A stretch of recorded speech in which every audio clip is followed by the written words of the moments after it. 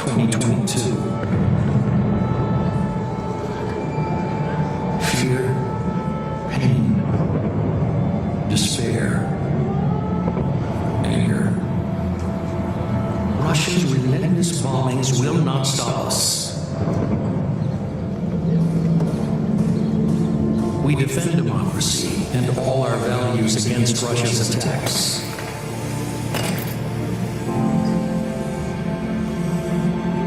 We rebuild our houses and cities.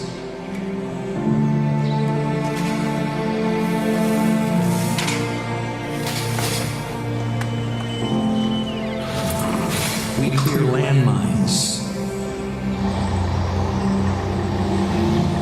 and sow life.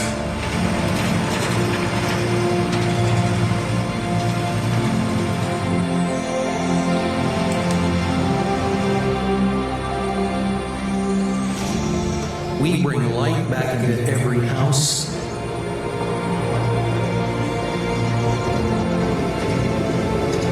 And build new bridges.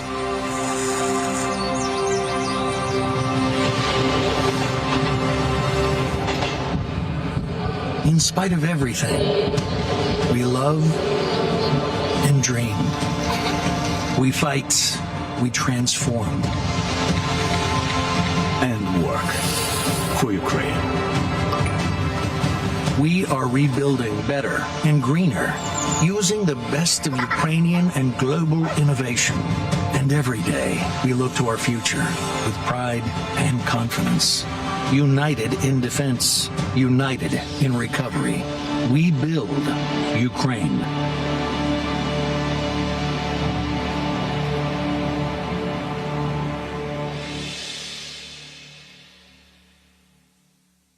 Please welcome the Right Honourable James Cleverly MP, Secretary of State for Foreign, Commonwealth and Development Affairs, and Dmytro Kuleba, Minister of Foreign Affairs of Ukraine.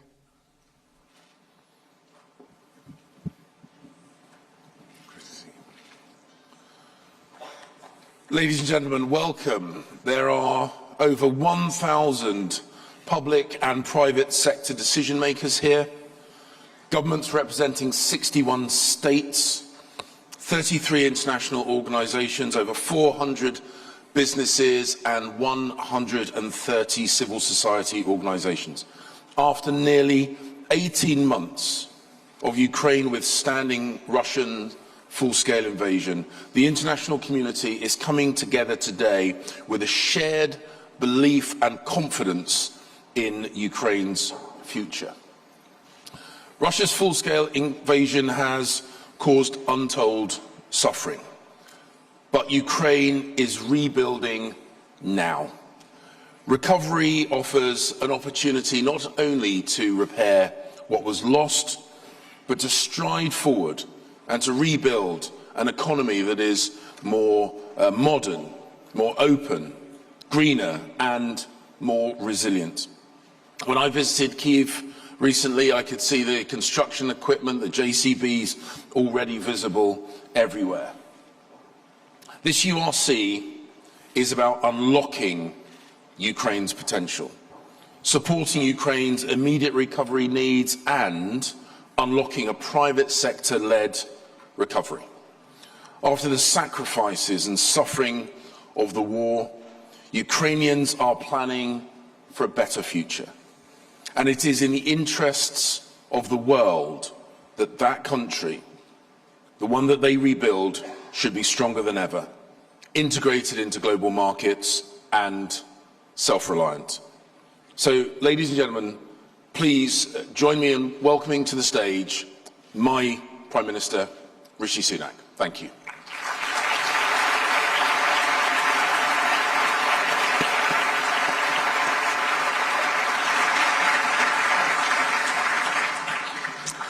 Good morning and welcome to the Ukraine Recovery Conference.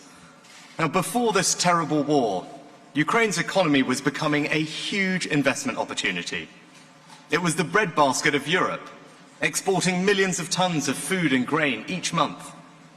A top 5 exporter of iron ore and steel, a leader in energy, pushing forward renewables, hydrogen and electric vehicles, and a startup nation, which helped spark names like PayPal, WhatsApp and Revolut, with a thriving tech sector which actually had a record year in 2022. Because the truth is, that opportunity is still there today. In fact, the war has only proved how much Ukraine has to offer. When I visited Kyiv last November, I saw this for myself. I saw Ukraine's incredible spirit. A spirit, yes, of strength and defiance, but also of ingenuity and innovation. In a converted office block, I met tech experts, civilian and military, who were working together to find new ways to bolster the country's defences.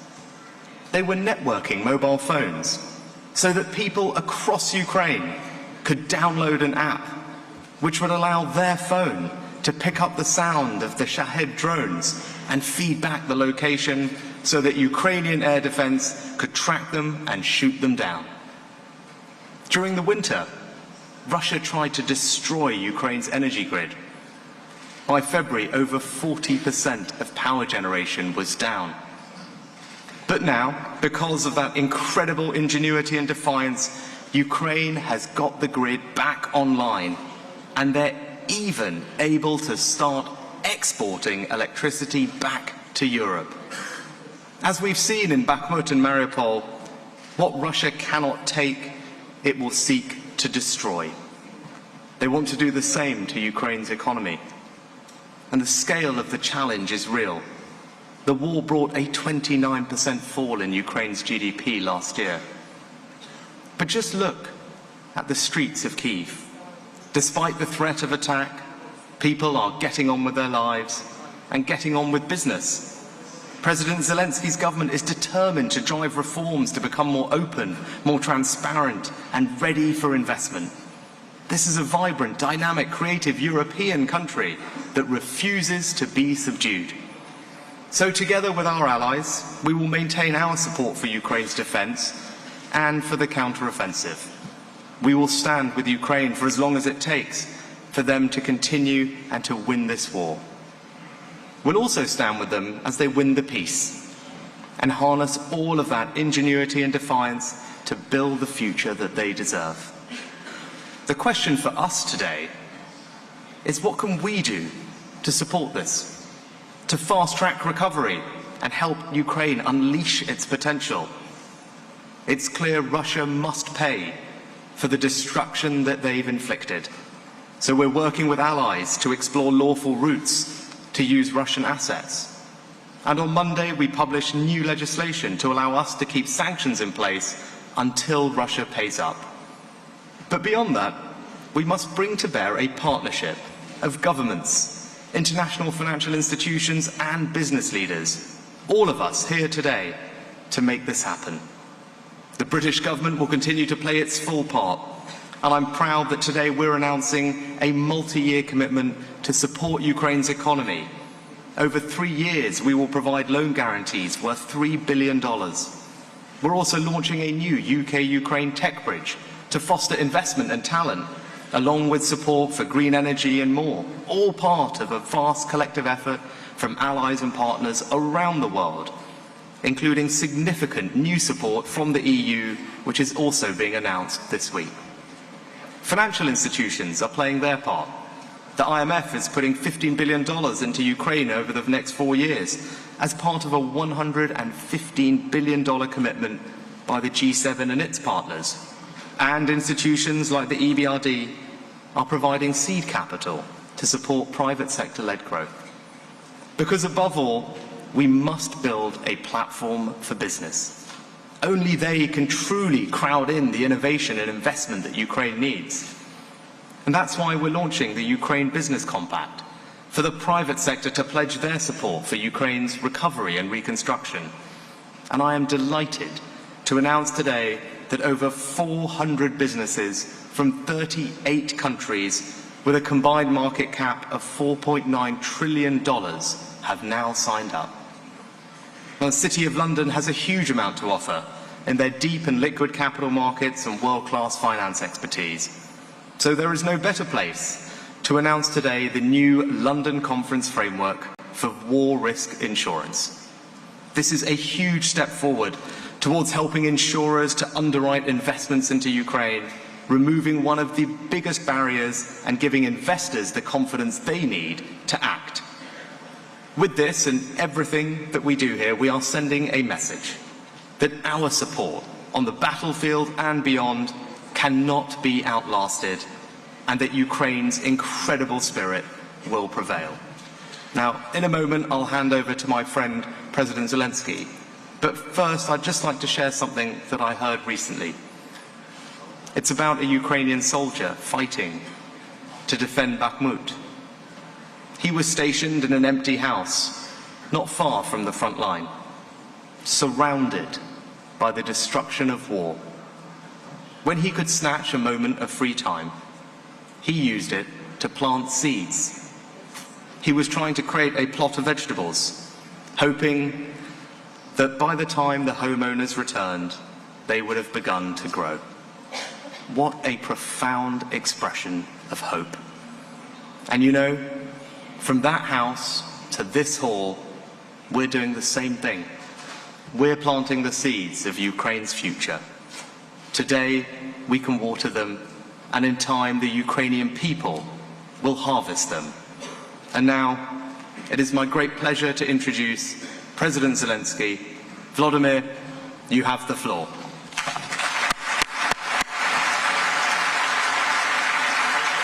Thank you so much. Thank you. Happy to see you, Rishi. Mr. Prime Minister, thank you for your kind words about Ukraine, about our soldiers, and thanks for your leadership and support the UK provides to Ukraine. Thank you that we are really united in defending freedom.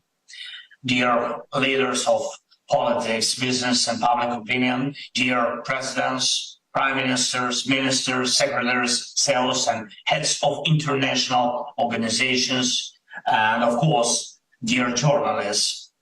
When we are talking about recovery, we are talking about millions of jobs, billions in corporate profits and trillions of GDPs, and not only for Ukraine, but for all our countries, mine and yours, countries that want and will live freely despite any predatory ambitions of various Putins whose brains are poisoned by dreams of war.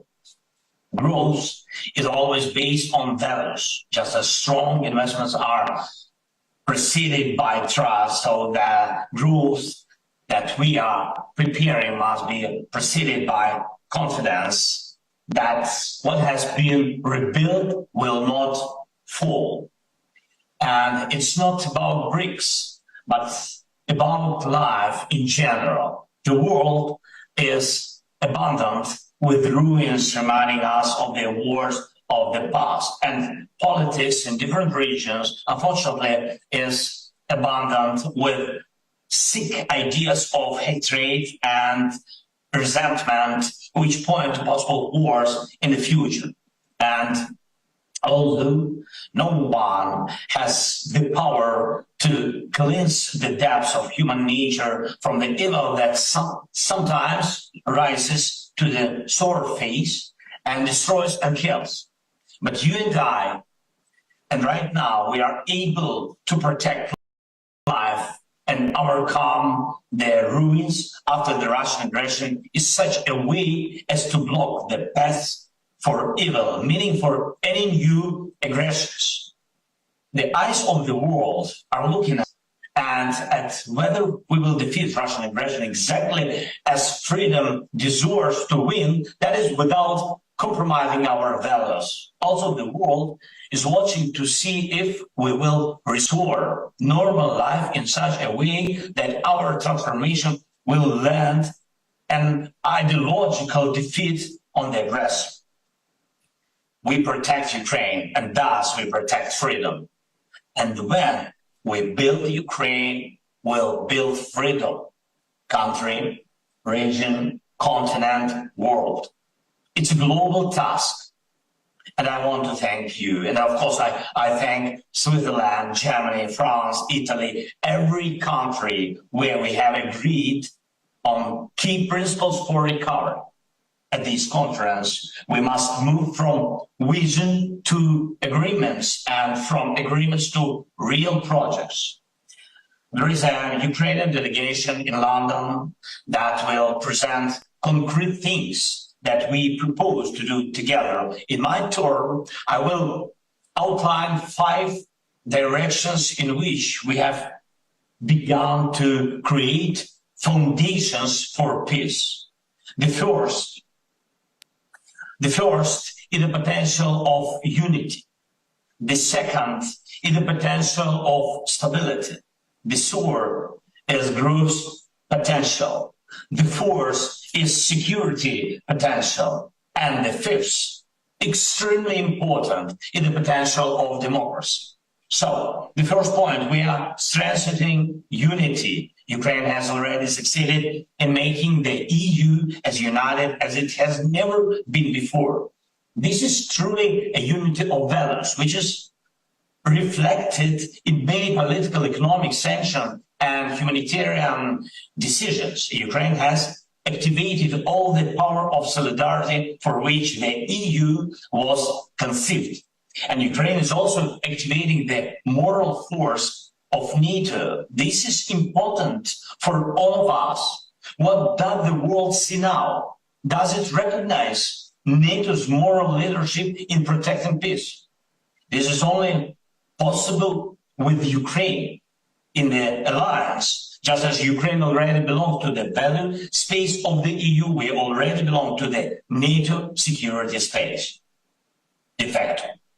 Just as Ukraine is already part of the EU's common market and on its way to full membership, we are already defending the common space of freedom in the alliance and are only waiting for the courage of the alliance leaders to recognize this reality politically. Thanks to the same values, we are developing strong bilateral alliances with such leaders of the democratic world and the United Kingdom, the USA, Canada, Japan, Australia, all the EU members. And this gives us new power in defense, economy, and global prospects for democracy. We build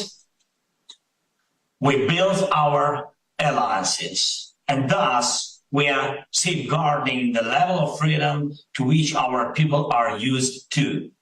Second, we are strengthening stability. At least 600 million consumers around the world directly depend on our agricultural production. This is a huge potential for food security. At the times of this war, when Russia blocked our ports and destroyed freedom of navigation in the Black and Azov seas, the world saw what Ukrainian grain is. Without it, there is the threat of price rises and social collapse in different countries. We have now partially restored the movement of our agricultural products by sea through 2 export initiatives. And this is stability for a huge social and economic space, from Morocco to Somalia, from China to Lebanon, from Turkey to India, from Spain to Pakistan. Different aspects, different influences, but always a contribution to stability.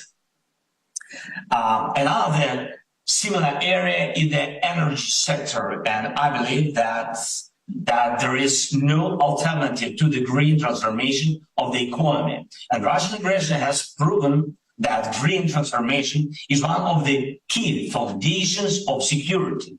Each strike on our energy facilities and each manifestation of Russian blackmail with the energy crisis ends the area of fossil fuel dominance and all energy habits, when entire regions could depend on a single supplier, such as Russia.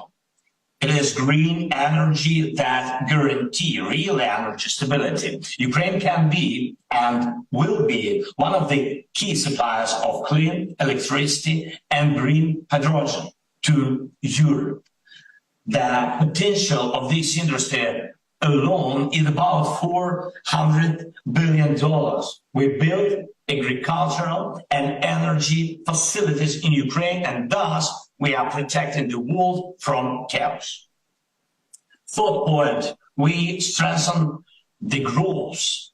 There is currently no place in the world where there is a need to construct and rebuild as many objects as in Ukraine. Every new day of Russian aggression brings new ruins. Thousands and thousands of destroyed houses, devastated industries, burned lives. Recently, Russia committed also the largest crime of ecocide in the Europe by blowing up the dam and other structures of the Kakhovka hydroelectric power plant.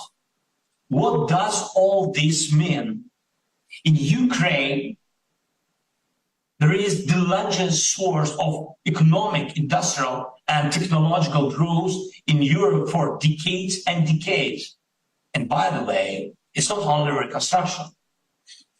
For example, the green transformation of energy logically stimulates the development of industries such as green metallurgy and green fertilizers. Thanks to its natural resources and industrial traditions, Ukraine can become one of the key global centers of green metallurgy. In addition, we have significant resource of critical resources for the modern economy, such as lithium. So by building with Ukraine and in Ukraine, we fend off our countries and our countries' companies from recessions. Fourth point, we strengthening security. Of course, this war demonstrates what effective defense against aggression in the modern world means, what weapons are needed, and to what extent what infrastructure is lacking, and what production is a priority, what technologies save lives on a large scale, and what systems make it possible to make science fiction a reality on the battlefield. From the production of combat drones to conventional artillery, from a near shield that covers an entire country or even a region to shelters in every school, from infrastructure that is built so that it cannot be destroyed by the Iranian Shaheeds, to cyberspace that remains resilient even in the face of constant cyber attacks. We are doing all this in Ukraine. And we need the experience of our partners in all of this. We build security together, and thus we convince the world that democracies cannot be defeated. And finally, the fifth point, democracy. Russia invaded Ukraine not only to steal our land, resources, and people. It's obvious that without Ukraine, there can be no Russian empire. And it is equally obvious that Russian bosses are very, very afraid of our democracy. Yes, why? Because democracy paves the way for the rule of law, getting rid of corruption, and to the key principle of our countries, every person matters. It's very important. And of course, democracy is in the nature of Ukrainians, and we will strengthen it anyway, no matter what they think or do in Russia. But we all have to realize that the more democracy we have, the greater its strength in our entire region. The more rule of law we have, the more law will work here on the eastern flank of Europe. And the more transparent Ukraine is, the uglier any corruption model will look in Russia. Even Russia's full-scale aggression has not stopped our internal reforms. Ukraine will be associated with a fair court, just as it is now associated with courage. Step by step, yes, step by step, we will get there. Thanks to digital transformation, we will show the world how the state can function effectively without any contact between an official and a citizen or a company. All public services can and will be transferred online, from business registration or social assistance to any other public service. And we are already exporting our digitalization to other regions, other countries. We have started such cooperation with Estonia, and we'll continue with Colombia and Zambia. And I'm sure that this is just the beginning. Please be sure to ask our team, our government officials, for more details about this. And this is truly an example of social progress through technology. Even before February 24th, we started dismantling the old oligarch model of economic relations from the post-Soviet period. And this is not just something about the personalities of the oligarchs. It is about changing the approach to economic relations, financial transparency and banking system resilience, market liberalization and competition stimulation, guaranteeing equal and legal conditions for every economic entity, are all areas in which we made progress before February 24th, and of course, which are important, very important now. We build institutions and continue reforms in Ukraine, and thus we are defending democracy and preserving it as a hope for all, at least in our region, that democracy will prevail. Dear ladies and gentlemen, by building Ukraine, we are building much more than one country. We build the world as it will be during the lifetime of our generation and after us. Will it be peaceful? Will it be stable? Will it be democratic? It depends on each and every one of us. And I invite all of you to Ukraine. And by the way, Prime Minister Rishi, we have not seen each other in Kiev for quite a while. So thank you for your attention. Thank you for your support. Thank you, UK. Slava Ukraini.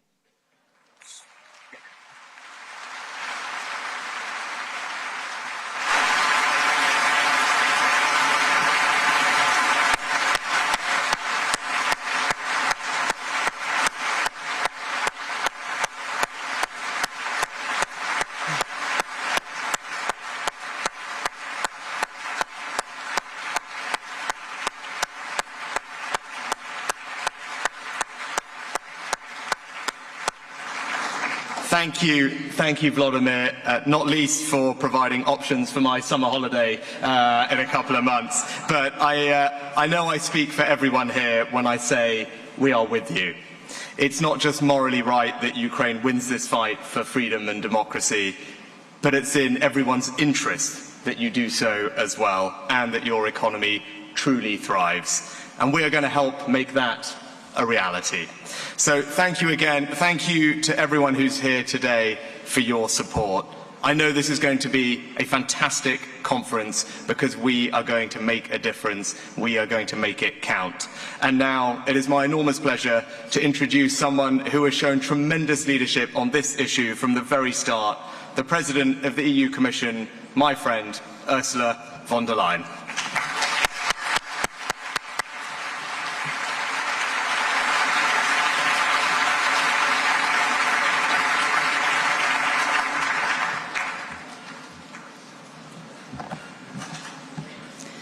Thank you very much, Prime Minister Sunak, dear Rishi.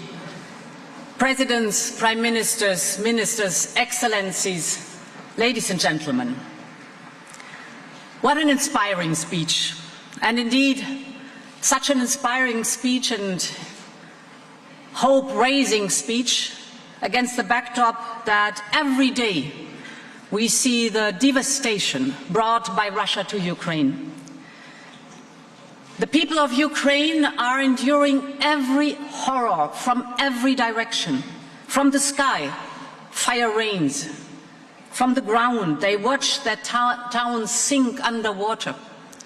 Russia fires missiles at innocent civilians for no other reason than one man's delusional attempt to restore a lost empire. But every day we see also something else. And that is what I witnessed firsthand when I last visited the country just over a month ago. I saw a country that does everything possible to rise from the ashes of the war.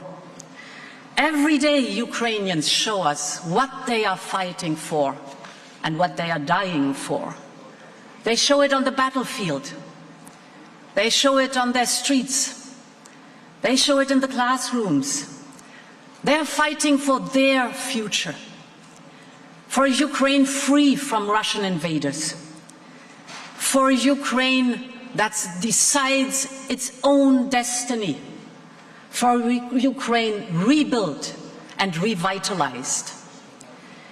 In just over a year, Ukrainians have cleared rubble from 2,000 kilometers of roads, rebuilt over 40 bridges, renewed 900 train stations and depots.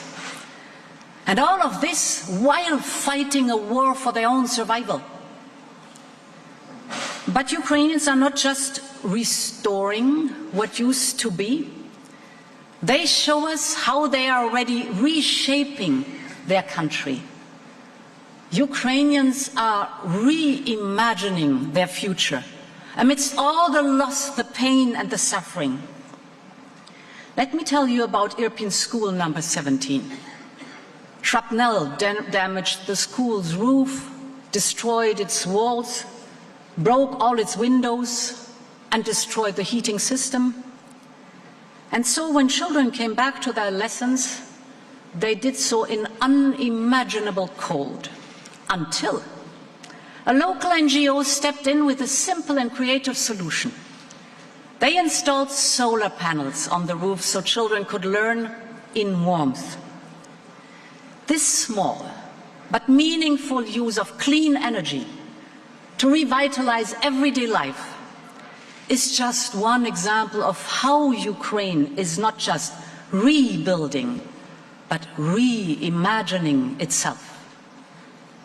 Ukraine has stunned us with their bravery. They have inspired us with their ingenuity. And they have awed us with the way they are transforming their country in pursuit of their dream. And dear friends, it is this dream of a cleaner, greener, more modern Ukraine that will be the lasting legacy of this atrocious war. And it is our responsibility to make it happen. Because Ukrainians are fighting not just for their sovereignty, but we've just heard it also for us, for our values, for our freedom, for our democracies. We can never match their sacrifice, but we can, and we do all stand united, coordinated, and resolute that Ukraine must win, will win, and has our support. Not just for as long as it takes to secure peace, but for a country they are imagining, a country that attracts foreign investment, a country that is master of its future, a country that is a member of the European Union.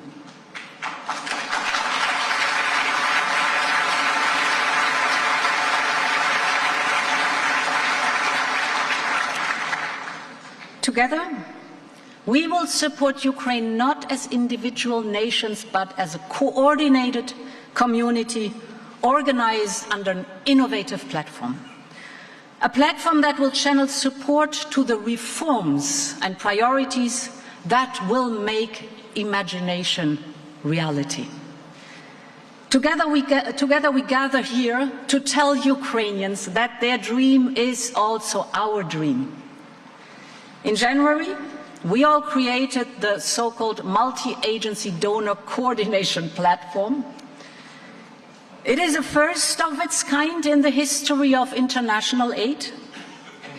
It brings together Ukraine, the G7, the European Union, the European Investment Bank, the European Bank for Reconstruction and Development, the IMF, and the World Bank. It creates a single focal point for international donors to guarantee that support goes exactly where Ukraine needs it most. The European Commission is contributing 18 billion euros already this year, and together with other donors, we closed Ukrainians' budget gap for 2023, so that Ukraine can continue to pay salaries, pensions, and, for example, for the health care. This is for Ukraine's immediate needs. But let's talk about the future. I believe the European Union has a special responsibility. And the reason is simple. We heard the President. Ukrainians tell us that when they imagine their future, they see Europe's flag flying over their cities. And I have no doubt that Ukraine will be part of our union. So today,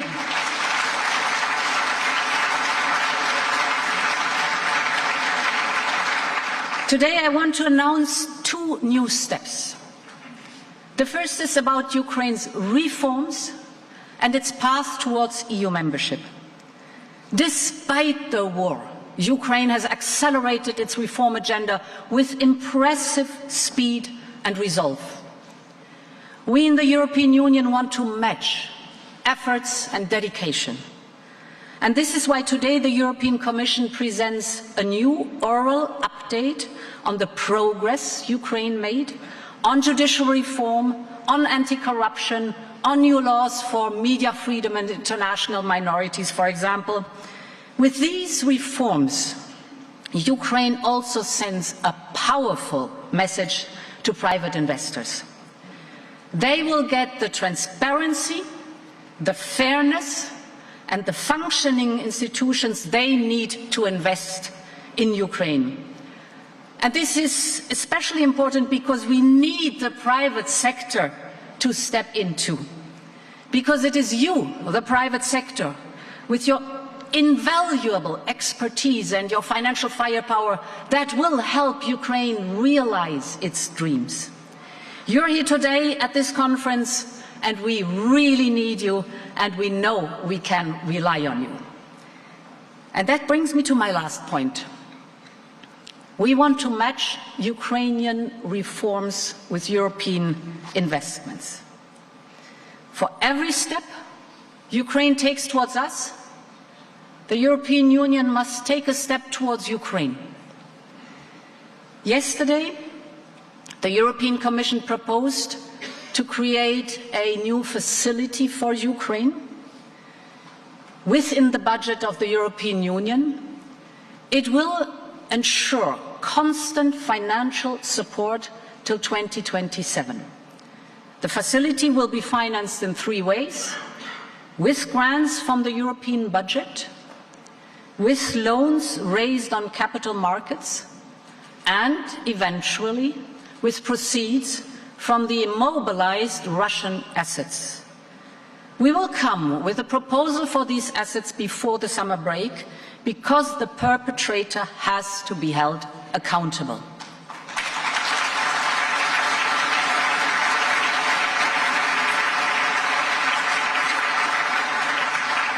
Now, what are the estimated needs? Until 2027, Ukraine's remaining fiscal gap is about 60 billion euros. the needs for fast recovery on top are about 50 billion euros. That makes in total 110 billion euros until 2027 that are not covered. Therefore, yesterday I proposed to EU member states to cover 45% of this gap. This is in total 50 billion euros for Ukraine.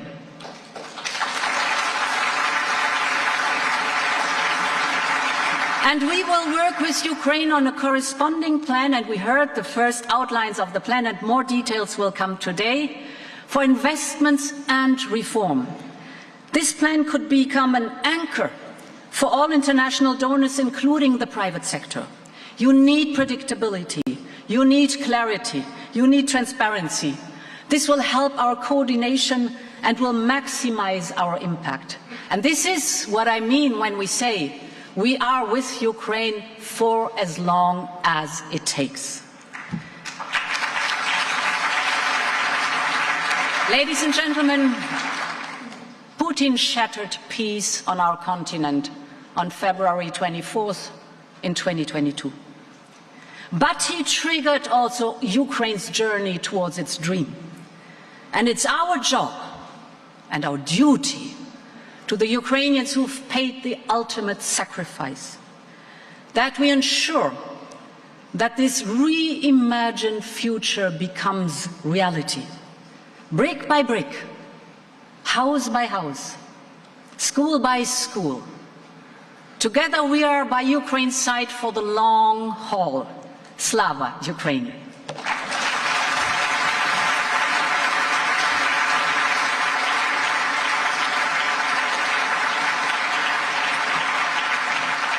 Well, hello everybody. As you all know, nearly 16 months ago, Russian troops launched a brutal invasion that has brought terror, bloodshed and anguish to Ukraine and to its people. Russia's actions are not only a vicious assault on a sovereign nation determined to choose its own path, they're also an attack on the international rule-based order that has underpinned so much of humanity's progress since the end of the Second World War. Early on, I lent my voice to Ukraine's fight for sovereignty and self-determination. I've done this because their struggle is ours too. The alternative to a free and democratic Ukraine is an increasingly illiberal and insular world. A world without justice, a world without equality or the rule of law. A world devoid of human decency and humanity. I'm sure you agree that it's the very antithesis to a world any of us would want to live in. In the last 12 months, I've had the privilege of visiting Ukraine twice, meeting not only President Zelensky, but also countless brave Ukrainians. Many shared harrowing and moving stories of devastation, suffering, and loss.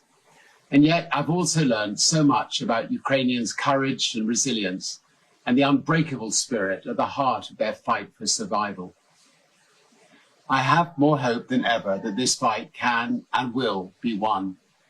We'll have to see what the coming weeks and months hold, but the continued support of Ukraine's allies has been making a difference, and I hope this support will remain unwavering until the last Russian troops leave Ukraine's sovereign territory, from Donbass to Crimea. Today, I thank all of you who have come to London to discuss what Ukraine's recovery might look like. But more importantly, 44 million Ukrainians, a quarter of them now refugees or internally displaced, look to this conference in anticipation.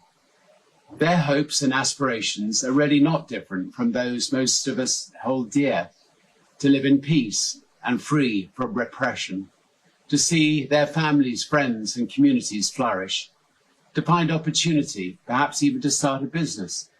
That's the humanity behind every figure and every statistic. And we must never forget that this is why we are here. Business will be central to this effort. To begin, we must continue to speak up for Ukraine and against the aggressor. I am encouraged that so many business leaders have stepped forward and done that. I felt deeply honored when President Zelensky asked me to serve as an ambassador to his initiative, United 24, and will do what I can to be a voice for Ukraine and its amazing people. Sadly, there is an unacceptably large number of businesses that continue to do business in and with Russia, contributing significantly to Putin's war chest. Sanctions must be tightened, loopholes closed, and violations punished. I really hope that governments will find answers to these challenges. There will be no recovery without peace, and for Ukraine to win the peace, business must not stand in its way. Many of us supporting Ukraine welcome the UK government's initiative to launch a business compact for Ukraine, and I'm proud that the Virgin Group is among the first companies to sign on. Ukraine needs a sustained collective commitment across all sectors to help rebuild its infrastructure and its battered towns, and to bring its economy back on its feet. The World Bank estimates that Ukraine's recovery will require at least 400 billion over the next 10 years. Some may call this the cost of fixing things. I'd like to think of it as a smart investment in Ukraine's future that will power innovation and green growth, led by the skill, talent, and determination of Ukraine's entrepreneurial people. Many of us stand ready to do our part, and I urge you all to do yours and create an enabling environment so that Ukraine can build back better. A thriving, prosperous Ukraine is our best hope for peace and stability in the region and beyond. Your support and your commitments will make all the difference. In this spirit, I wish all of you a most productive conference. Cheers. Thank you.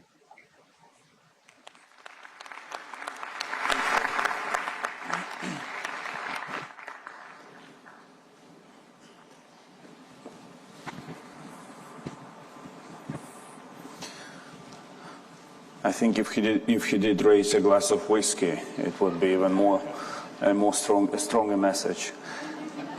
But Richard is a good friend of Ukraine. He has been to Kyiv many times.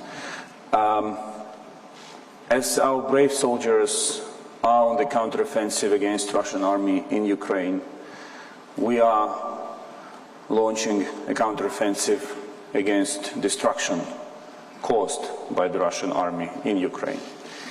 And I would like to thank all of you for gathering here. We are not starting from scratch. As President Zelensky said, time has come to move from visions to agreements. And this is why we attach great importance specifically to this event in London. And as we are about to begin the part of the conference led by my colleagues and friends, foreign ministers, I would like to thank all of them personally and their governments they represent for their leadership, commitment, and true friendship in helping Ukraine mitigate the consequences of the disaster caused by the Russian aggression and the damage inflicted, not only on us, but on Europe as a whole and Euro-Atlantic space as a whole. Thank you, and we're looking forward to very productive discussions here in London.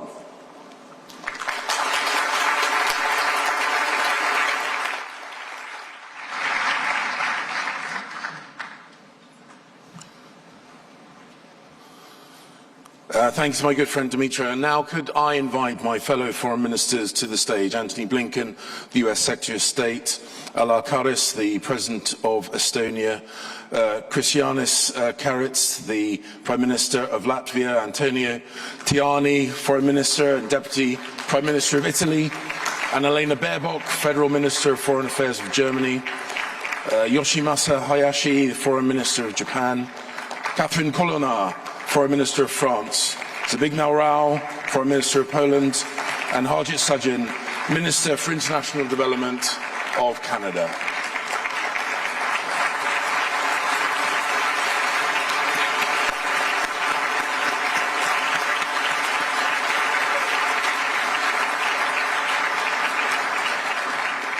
And can I invite first to speak Antony Blinken, US Secretary of State. Thank you.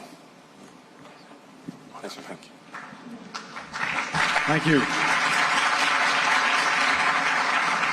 Good morning, everyone.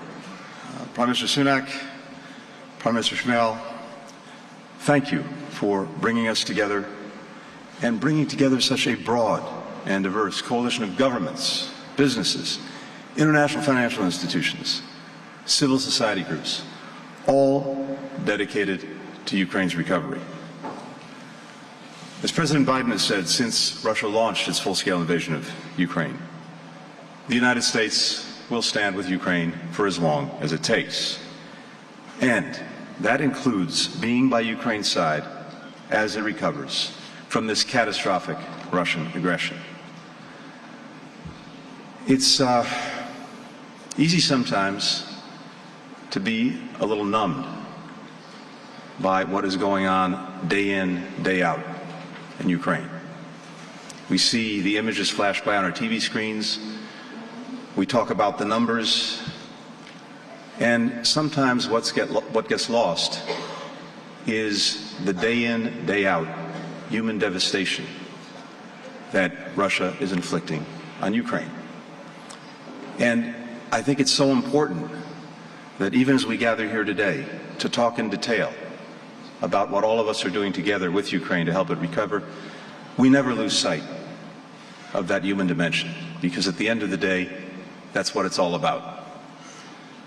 Back in April, just one day in this devastating aggression, in the city of Uman, hundreds of miles from the front lines, another assault of Russian missiles on innocent Ukrainian civilians, on apartment buildings, hundreds of miles away. In one of those buildings, before dawn, a Russian missile struck. The father, Dmitro, in his apartment, raced to his children's room. He opened the door to the room to try to see how his children, Kirilo, 17, and Sofia, 11, were doing. He opened the door to the room. It wasn't there anymore. His children were gone. 2 of the 6 children killed that one day in April, as a result of this ongoing aggression against Ukraine. 2 of thousands killed through the course of this war. 2 lives interrupted. 2 stories stopped. That's what this is about every day. But as Russia continues to destroy, we are here to help Ukraine rebuild. Rebuild lives, rebuild its country, rebuild its future. Recovery is about more than just ensuring people have what they need to survive. Food to eat, water to drink, medicine to take, heat in the winter, electricity in all seasons. Recovery is about laying the foundation for Ukraine to thrive as a secure, independent country, fully integrated with Europe, connected to markets around the world. A democracy rooted in the rule of law, a place where all Ukrainians have dignity, human rights, the opportunity to reach their full potential. Every investment we make in Ukraine's recovery is aimed at bringing Ukrainians closer to that reality. And today, I'm announcing that with the support of the United States Congress, we will provide more than $1.3 billion in additional aid to help Ukraine toward that goal.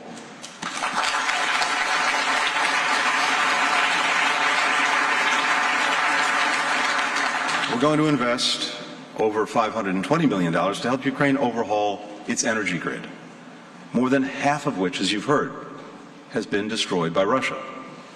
And in so doing, make it cleaner, make it more resilient, make it more integrated with Europe. And we'll support Ukraine's energy market reforms to combat monopolies and to spur more private investment, which will enable Ukraine one day to become a major energy exporter. This support will complement the work that's already being done by the G7 Plus Coordination Group, which we launched last October and have co-led ever since, first with Germany, now with Japan. That group has grown to include 18 countries and several multilateral institutions. Together, we've allocated billions of dollars to help repair and rebuild Ukraine's energy sector. We've sent more than 5 million power generators to Ukraine, transformers, cables, pipes, circuit breakers, other pieces of energy equipment. The United States will also provide $657 million to help modernize Ukraine's border crossings, its rail lines, its ports, other critical infrastructure that connect the country with Europe. allowing it to exchange more goods, buy more pathways, more and more efficiently. We'll direct an additional $100 million toward digitizing Ukraine's customs and other systems to boost speed and to cut corruption. And we'll commit $35 million to help Ukrainian businesses and entrepreneurs through financing and insurance that reduces risks for investors in Ukraine. This new support that I'm announcing today comes on top of more than $20 billion that the United States has provided in economic and development assistance to Ukraine's workers, its businesses, its public services, to help them endure the 16 months of punishing conflict with unwavering bipartisan support from our Congress. Across this support, we're striving to build a Ukraine that's inclusive, that's accessible, so that people with disabilities can reach their full potential, which is in the interests of all Ukrainians. My announcement today also comes on top of the more than $2.1 billion in humanitarian assistance that we provided to Ukraine and to the region to respond to Russia's war of aggression, including life-saving aid for those affected by the destruction of the Kakhovka Dam. Within hours of its breach, we mobilized support for evacuations, for emergency deliveries of food, of safe drinking water, of fuel, of medical aid. In the weeks since, we've continued to work with Ukraine in assisting the thousands of people who've been displaced, the hundreds of thousands whose water supply has been contaminated. And these are just the immediate consequences of the catastrophe that will probably wreak environmental and economic devastation for many months and indeed many years to come. Meanwhile, the United Nations has publicly called out Moscow for blocking the UN from delivering aid to civilians in the flooded areas that Russia illegally occupies, adding to Russia's long track record of denying humanitarian access, which is a requirement under international humanitarian law. In addition to our economic development and humanitarian assistance, the United States will continue to invest in Ukraine's long-term efforts to strengthen good governance, transparency, accountability. We'll bolster its justice sector and anti-corruption institutions, strengthen its civil society and its free press. These institutions and organizations empower Ukrainians to hold their government accountable, to check the power of vested interests, and they're crucial to ensuring that the unprecedented resources that all of us are providing are managed responsibly. The Ukrainian government has made meaningful strides in bolstering these institutions, even as it fights for survival. And Kyiv has taken tangible and difficult steps to align its standards and practices with the European Union, particularly since the EU granted Ukraine candidate status a year ago. Earlier this month, Ukraine passed reforms to align its energy market regulations with the European Union, strengthening measures to combat market manipulation and insider trading. And we look forward to the Rada taking up anti-monopoly legislation very soon.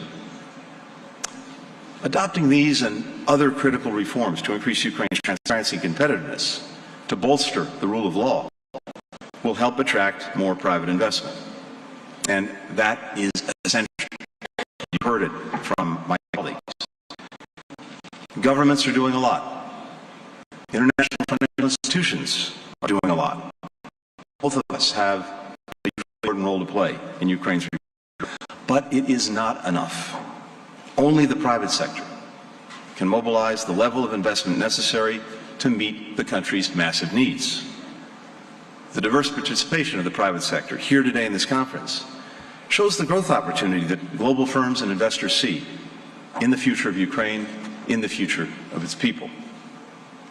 But make no mistake, all of these reforms and recovery efforts depend on having the capacity to deter and defend the attacks of Russia. That's why, even as we invest in Ukraine's immediate and long-term recovery, we also have to build a Ukrainian military that is strong enough to protect Ukraine's sovereignty, its territorial integrity, and its independence. Not just to defend Ukraine's land, but to defend all that Ukrainians are building and will build on that land.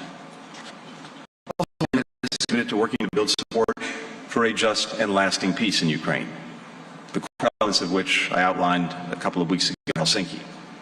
Those include a peace that upholds the United Nations Charter and its fundamental principles, sovereignty, territorial integrity, independence, that addresses both accountability and reconciliation, and that supports Ukraine's reconstruction and recovery. Even as we rally around Ukraine's recovery, we must not lose sight of why that is necessary in the first place. Indeed, even as we come together here in London, committed to supporting Ukraine's build-up, Russia continues to try to burn it down. So, let's be clear. Russia is causing Ukraine's destruction, and Russia will eventually bear the cost of Ukraine's reconstruction.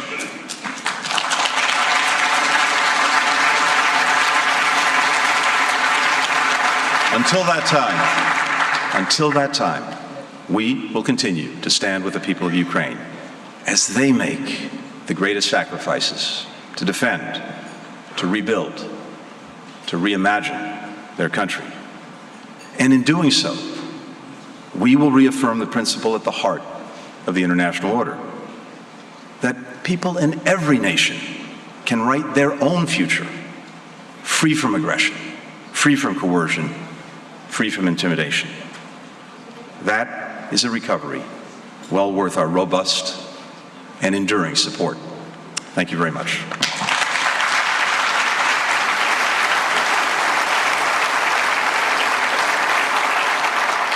Ladies and gentlemen, Alar Karis, the President of Estonia. Thank you.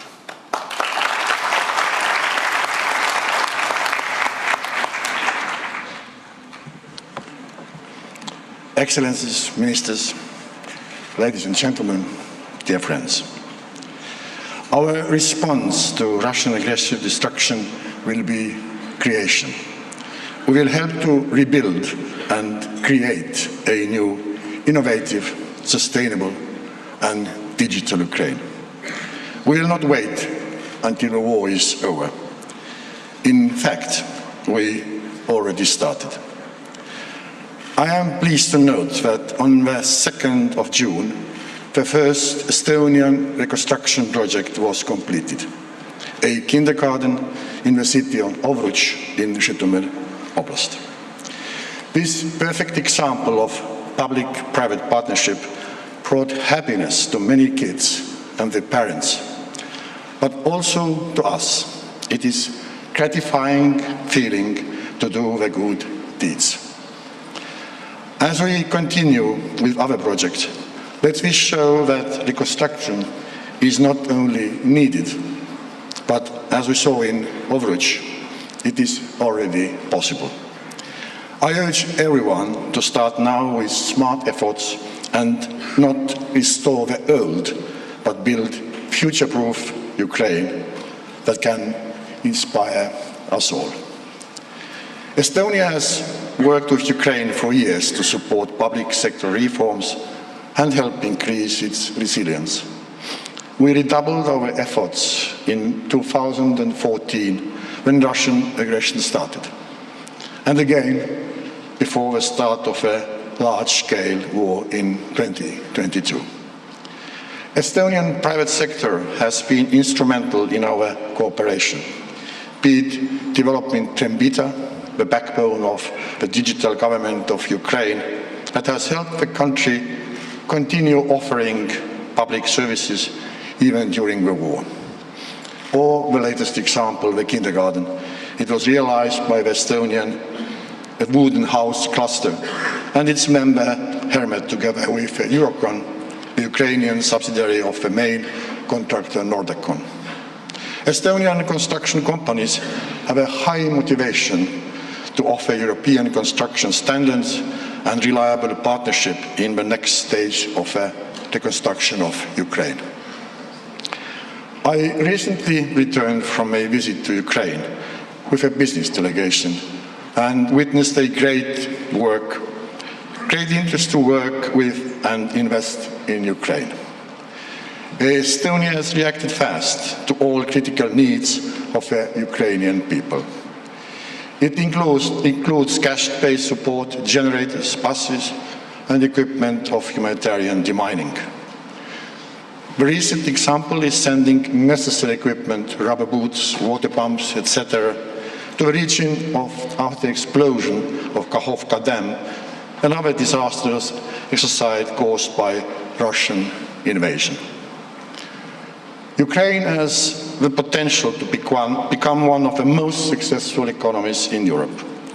I saw this in my recent visit to Ukraine while meeting with students, scientists, officials from anti-corruption agency, raised enormous enthusiasm and willingness to bring on the long-awaited change. It is important to provide a comprehensive policy framework as well as funding support for skilled and educated Ukrainians, which will allow them to return to Ukraine one day. For this, investment and attention to recovery are needed. It will also support Ukraine on its way to joining EU and NATO. Membership of these organizations is essential to achieve our common goal of creating a peaceful Europe and protecting the sustainability of our investments. The scale of the challenge at hand is almost unimaginable. We need a common approach to make the best use of our resources.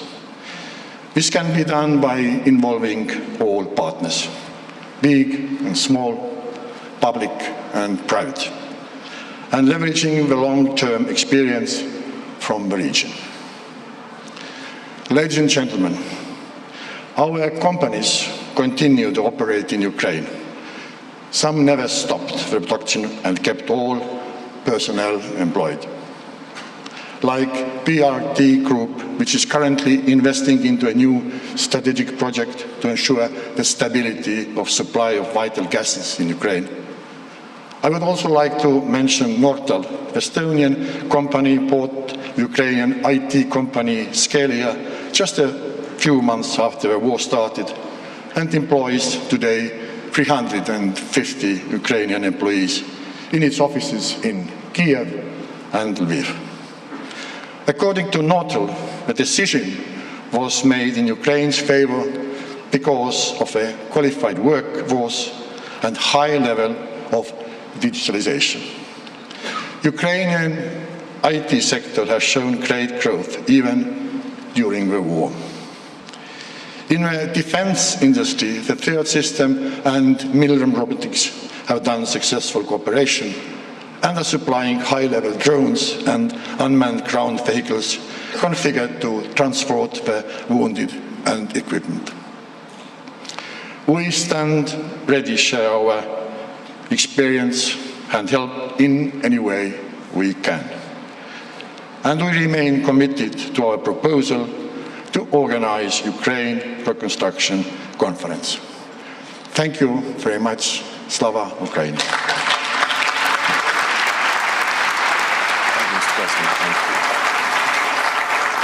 Thank you, Mr. President. Now, can I ask Krišjānis Kariņš, the Prime Minister of Latvia, to the stage? Thank you.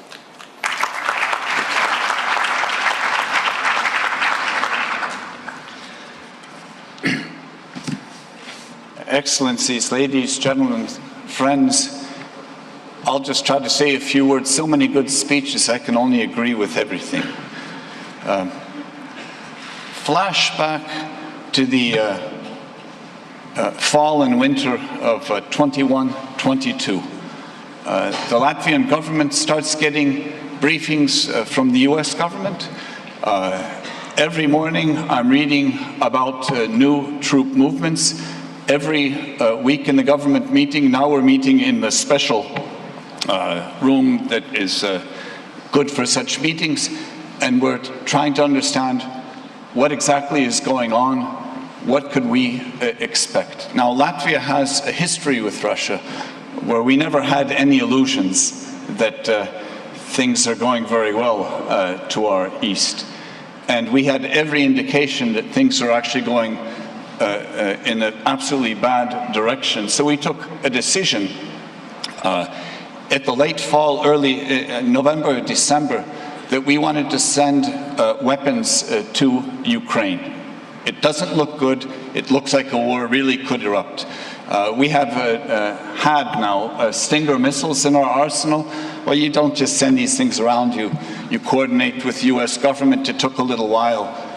Our Stingers arrived in Ukraine just one day before the full-scale invasion, and thankfully they were part of the solution of keeping the Russians from taking the airport, which is part of their initial plan. Since that time, our government has spent over 1.3% of our GDP on all kinds of aid to Ukraine. Over 1% is military alone. So our Stinger missiles, all of our Stinger missiles are now in Ukraine. We had a fleet of helicopters. All of those helicopters, the last ones are still being repainted. We send them so that they're usable and look good as well, are going to Ukraine. We are training Ukrainian soldiers to the order of about 3,000 this year.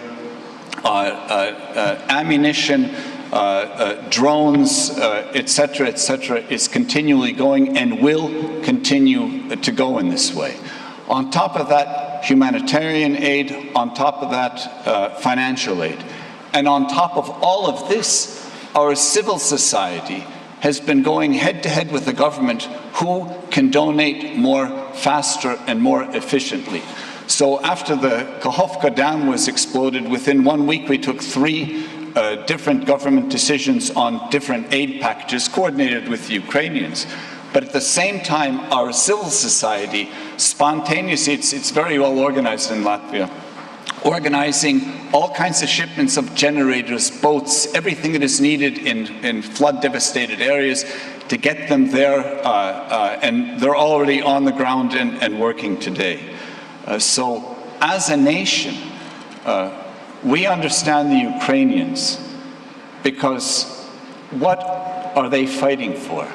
They're fighting for, well, many things, but you could boil it down to 3 values. Freedom, it's been mentioned. Democracy, it's been mentioned. And the rule of law. Now, all of us, we talk about these things all the time. We're all freedom fighters.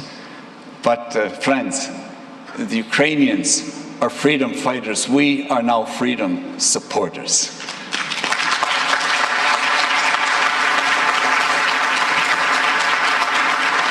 And what we need to do is to persevere. And my message to you is simple.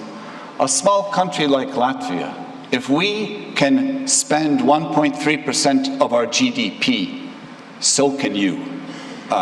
We're not the wealthiest of nations, but it can be done. And as a politician, I can say, actually, it's good for politics as well. So the more you give aid, the higher your ratings go. I can assure that to everyone around the room. Now, we're speaking about reconstruction today. Latvia is committed to the Chernihiv region. This is also in working together with the Ukrainian government. Very specific needs, very specific projects that we're working on. And what we're also seeing in Latvia, interestingly, that business trade between Latvia and Ukraine is up over 60% this year. In the middle of a war, 60% increase. And why is that? It's because on top of all of the aid, more and more companies are realizing they have an important role to play. Not only in donating, but in helping to create. So also today there are companies from the energy sector, from the language technology sector, from other sectors in Latvia present here today, looking for these opportunities. And if we can mobilize not only public funds, but the private funds, that is one incredible opportunity for everyone, for the Ukrainians, but for all of Europe. Now, and what is the sort of the end game, the outcome? How will it all end? Well, there are a number of steps. So first and basic, Ukraine will win the war, and Ukrainian territory will be liberated of the Russian aggressor everywhere. That is point one.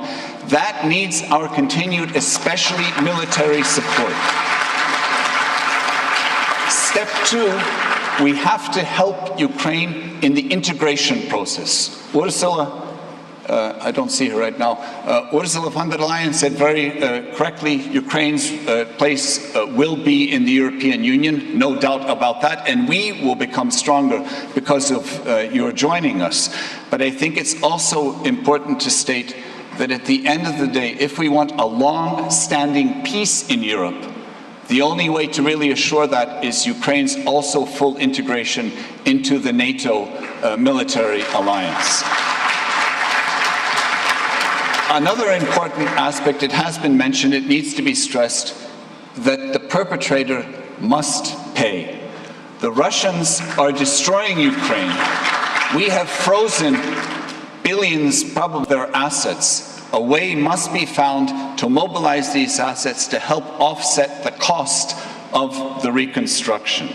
And finally, the Russian leadership must be held accountable, ultimately, in a tribunal for all of the atrocities and the crimes against humanity that they are perpetrating even as we speak. So, united, we will stand with and behind Ukraine, and in the end, we will prevail. Slava Ukraini. Very good.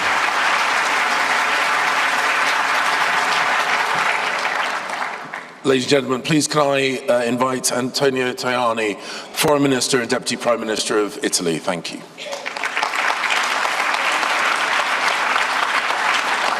Thank you. Mr. Prime Minister, dear colleagues, James, thank you very much for organizing and hosting this very important event. The Ukraine Recovery Conference is, first of all, a political meeting, because today we are sending a very clear political message to everybody, first of all, to Russia. We are united, Europeans, Americans, many countries, many governments, many states, many entrepreneurs, public and private sector, united in defense of the international law. This is the clear and important message for today. We are in defense of the rules, not only in defense of the independence of Ukraine, because the independence of Ukraine is freedom, is peace, is justice, is international law. For this we are strongly engaged today. And of course, it's impossible to achieve peace without justice. We want peace, but peace without justice is not peace. Justice is the freedom of Ukraine. And if you want to pave the way for a better future for your country, Mr. Prime Minister, if we want to pave the way for a full membership of Ukraine in the European Union, if we want to pave the way for your full membership in the NATO in the next years, we need to work for the reconstruction. We need to work all together. My country, my government, the Italian government is strongly engaged in this strategy. We want to be protagonists for helping you, in defense of the freedom, because your freedom is our freedom.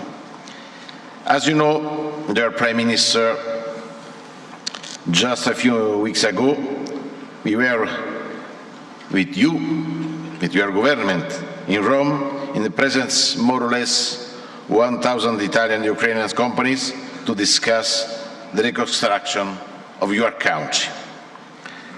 For Italy, the bilateral reconstruction conference in Rome was the start of the process in which Italy, together with the European Union and the international community, is committed to providing Ukraine with a strong military, humanitarian, financial and economic assistance. Italy will keep playing a central role with the G7 presidency next year, and then by hosting this Ukraine Recovery Conference in 2025. To start rebuilding Ukraine, we don't have to wait for the end of the conflict, as often reminded by the President Zelensky. There are many things that we can do together. First of all, the Russian attempt to exploit the winter to bring the civilian population to its knees. We must work now to restore what has been destroyed by the end of the summer, starting with the energy infrastructure, of which Italy is committed with public funds and its national companies. Secondly, we can immediately remove the mines, as in the film, and rebuild bridges, roads, houses, schools and hospitals. This is crucial for a better life of the Ukrainians. Italy is committed to bridging the resource gap for early recovery highlighted by the World Bank's assessment last March. Resources announced by the Conference of the Reconstruction in Rome amounting to 200 million euro will be used in this direction, in particular to support energy security and critical infrastructures. Our know-how is ready for you, is ready for Ukraine. Italy is an industrial country. 4,000 small and medium-sized companies. This is the heart of our economy. Our know-how is very important. The made in Italy is very important, and we want to export to Ukraine our made in Italy.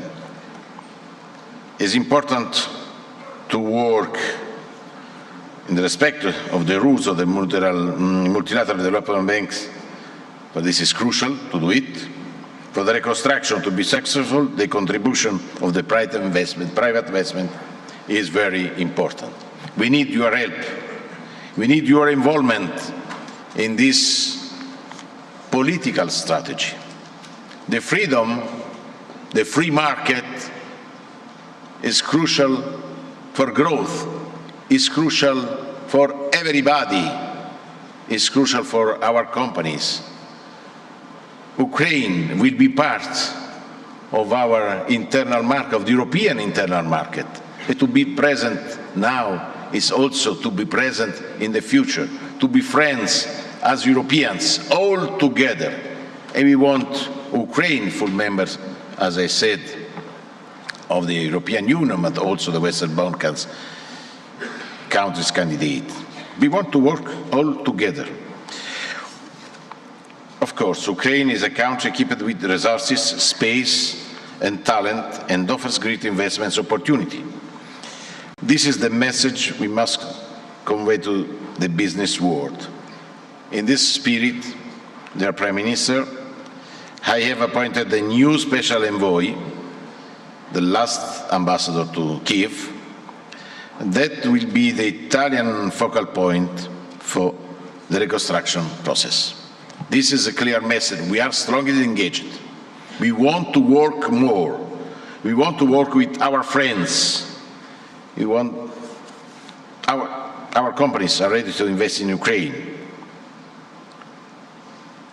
It is also essential that the reform path undertaken by the country continues in the future. The reconstruction process is indeed closely linked to the accession process to the European Union, as I said. Italy has immediately supported Kyiv European aspiration and will continue to work in this direction when we will decide to start the negotiation later this year. Only Ukraine integration in the European project can guarantee to our continent a future of peace, stability and prosperity, and is therefore a strategic investment. For this, I said, this is today we are part of the political conference. For me, this is very, very important. They are friends. They are Ukrainian friends. They are friends of G7, the European friends, the American friends. Count on Italy. Count on Italian government.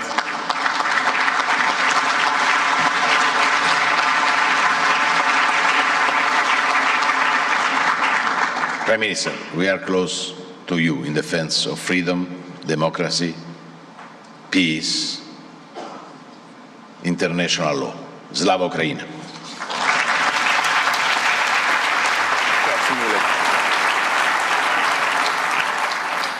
Thank you, Antonio. And can I now invite Annalena Baerbock, German Federal Minister for Foreign Affairs. Thank you.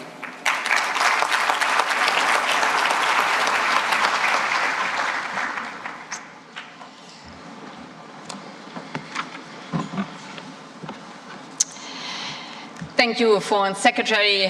Thank you, James. Prime Ministers, Presidents, Excellencies, Prime Minister Šimak, ladies and gentlemen. The only thing I wish for is to go back to school, play volleyball with my friends, and live a normal life. This is what a teenager, 16 years old, said to me when I met her in Kharkiv in January, at a warming center, in the midst of a city destroyed by Russian bombs at minus 15 degrees. She told me how counting to 45 had become part of her daily life since the start of the Russian war of aggression.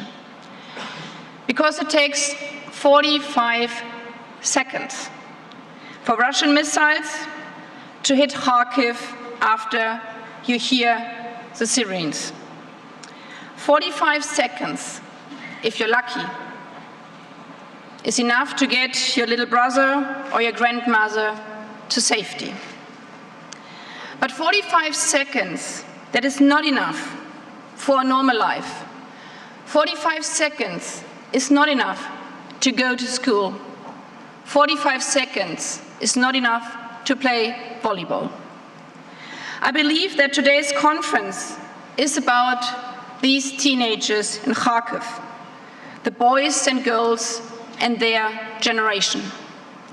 It is about supporting Ukraine to build a future in which all of Ukrainians will again live in freedom, security, and peace.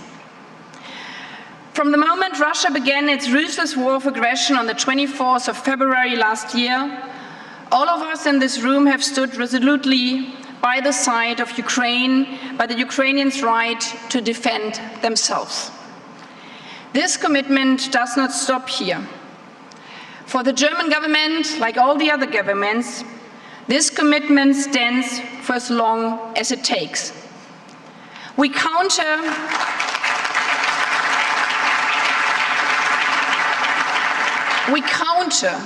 altogether Putin's destructive war of aggression with a rebuilding campaign. United in defense, united in rebuilding. We continue to support Ukraine financially, politically, with weapons. We want Ukraine to win this war, to win peace. That is why we have made clear that Ukraine belongs also to the European family. And the Commissioner President Ursula von der Leyen said this morning that the European Commission on Ukraine's reform effort shows that Ukraine is making commendable progress despite the war.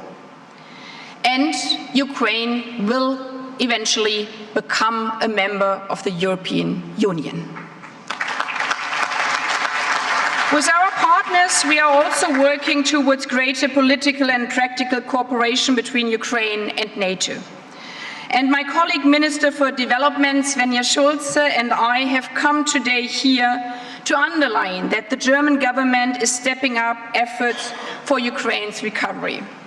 This recovery starts with humanitarian support. Germany will provide Ukraine with an additional €381 million for humanitarian assistance in 2023, for everything from generators to food and tents for those who have fled or lost their homes recently. We will continue our demining work, since there can be no peace in places where people live in constant fear of their children stepping on a mine while playing. This support comes on top to the total recovery assistance by the Foreign Office, the Ministry of Development, the Ministry of Economy, and many others in the German government. Because, yes, recovery is about money. It needs to be. Since the beginning of Russia's war, Germany has provided 16.8 billion euro in support relating to Russia's aggression against Ukraine, including military aid, and we applaud those countries connected to the GDP have done similar. But when we look at long-term reconstruction, money is not enough. We want to support Ukraine in building back better, as we called it last year's recovery conference in Lugano, Italy. This means that in rebuilding its power sector, we are helping Ukraine to invest in renewable energy and energy efficiency, in a recovery that is green and therefore longer lasting and sustainable. And reconstruction is a collective effort that will only succeed if public and private sectors work together, as you, James, have said so many times. Despite the war and its damage to Ukraine's economy, many German companies continue to operate in Ukraine, in healthcare, in energy, in food, in water. And they see reconstruction as others as an opportunity of growth. I applaud them for this. They not only provide goods, services, and jobs, they provide trust in the future of Ukraine. As German government, we therefore supporting them with national investment guarantees, because yes, this is also political. And we call on others to follow suit so that companies do not shy away from investing in Ukraine. Finally, I'm convinced that we need to further link Ukraine's recovery and the EU accession process. Our goal is to help rebuild a Ukraine that is fit for EU. We stand ready to support Ukraine in its reform efforts on the path towards membership. That's why Ukraine's accession process will have a special place at next year's recovery conference to be held in Germany, to make recovery a truly European endeavor. Ladies and gentlemen, colleagues and friends, we do not know when Russia will stop its brutal war of aggression. It's in the hand of one man who has started this war. But what we know and what we promise, we will continue supporting Ukraine's recovery, and we will continue helping Ukraine to win this war, to win peace, so that every teenage girl in Ukraine can do what teenage girls are doing in the rest of Europe every day. Go to school without fear.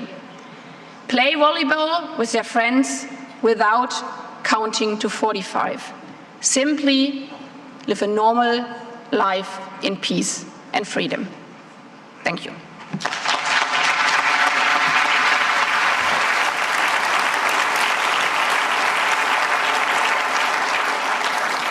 And now can I invite Yoshimasa Hayashi, Foreign Minister of Japan.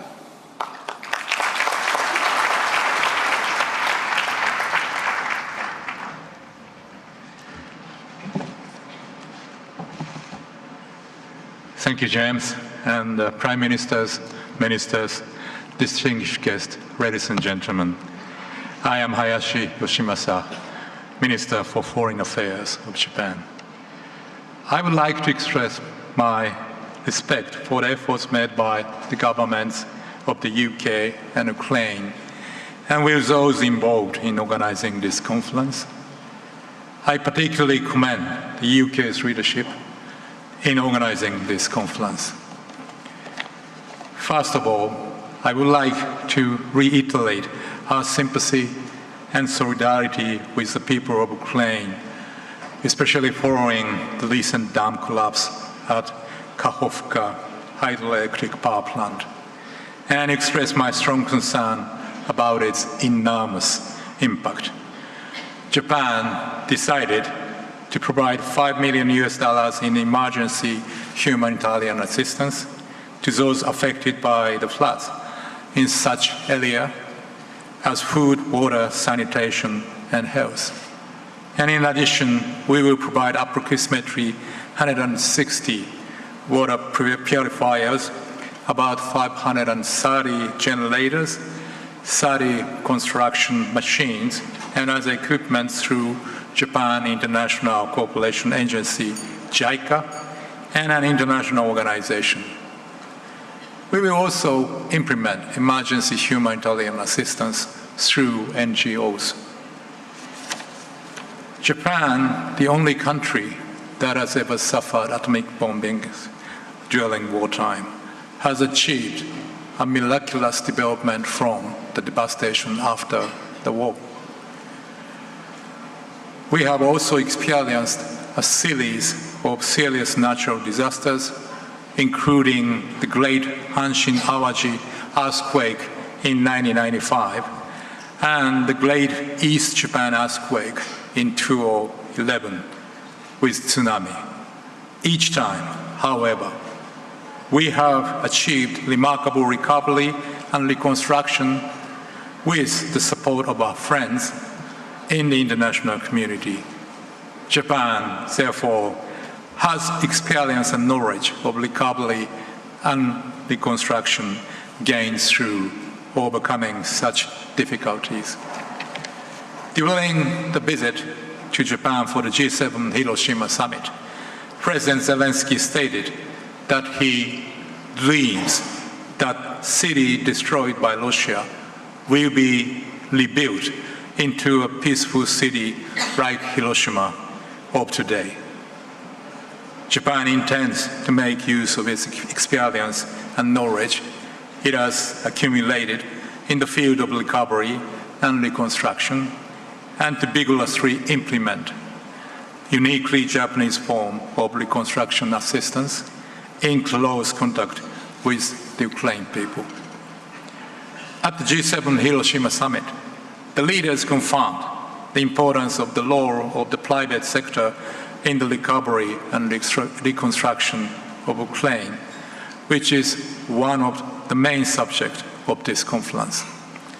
As the G7, we issued a joint statement and in which we welcomed the establishment of the Support for Ukraine's Reconstruction and Economy SURE Trust Fund in the Multilateral Investment Guarantee Agency, MIGA, as well as the launch of the Ukraine Investment Platform led by Japan's JBIC.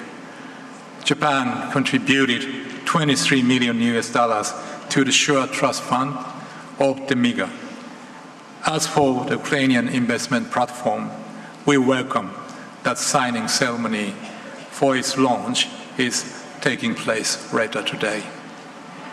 And I'm convinced that based on the outcomes of the G7 Hiroshima summit, meaningful discussions will be made at this conference under the leadership of the UK on necessary measures to promote the involvement of the private sector, including war risk insurance, with a view to stimulating the insurance market and implementation of reforms in Ukraine.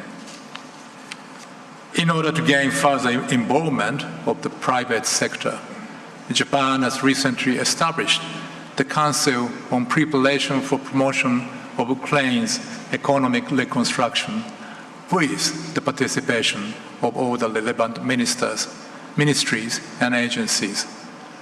Furthermore, the Japan-Ukraine Conference for Promotion of Economic Reconstruction will be held at an appropriate timing from the end of this year to the beginning of next year. so that the Japanese public and private sectors can strongly support the recovery and reconstruction of Ukraine.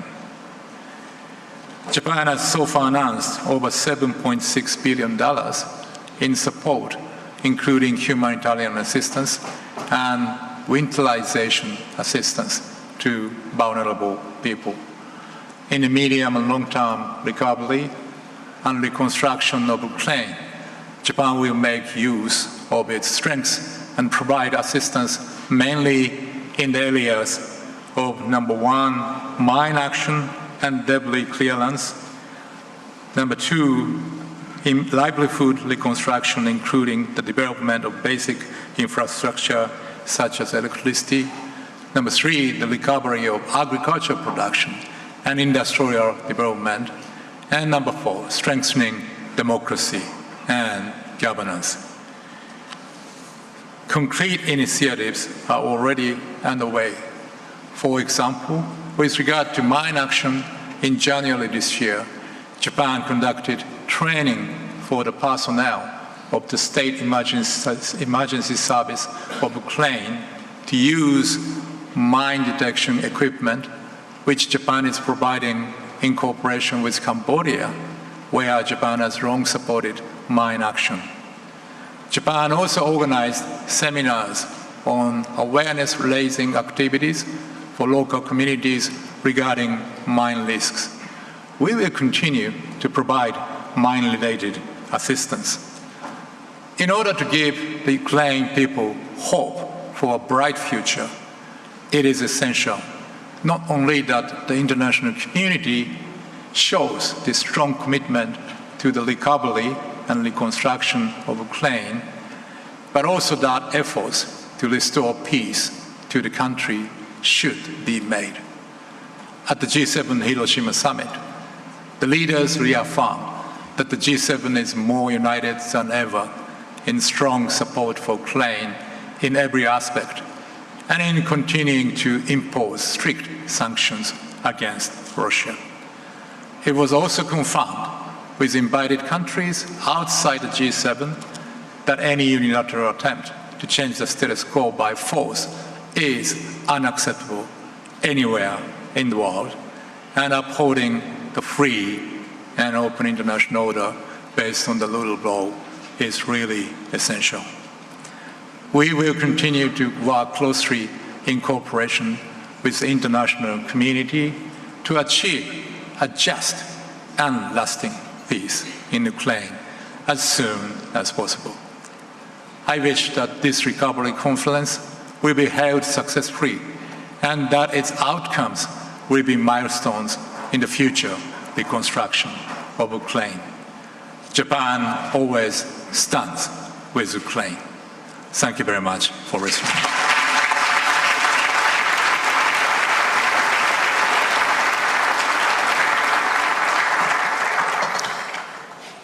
Thank you. Please now can I invite Catherine Colonna, Foreign Minister of the Republic of France.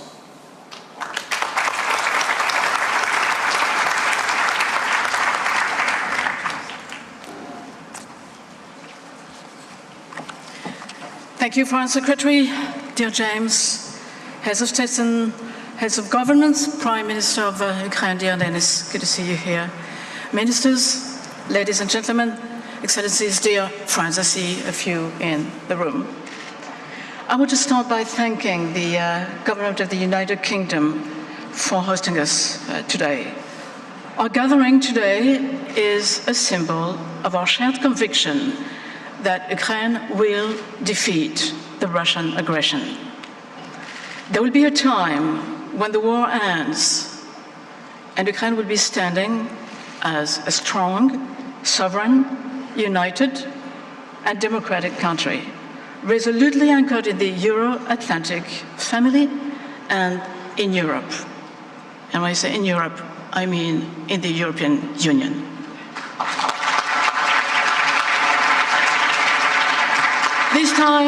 This time hasn't come yet. We know that war is raging. Russia's authorities are still denying Ukraine its right to exist as a sovereign country. Russia's soldiers are still illegally occupying parts of Ukraine's territory. Russia's missiles are still targeting the Ukrainian population and critical civilian infrastructures, which is, by international law, a war crime. Our main focus, therefore, remains on emergency-driven support. It is the case for military support, and we've been making our best efforts, all of us, to provide Ukraine with the equipment it needs and in time in order to support an ongoing counteroffensive.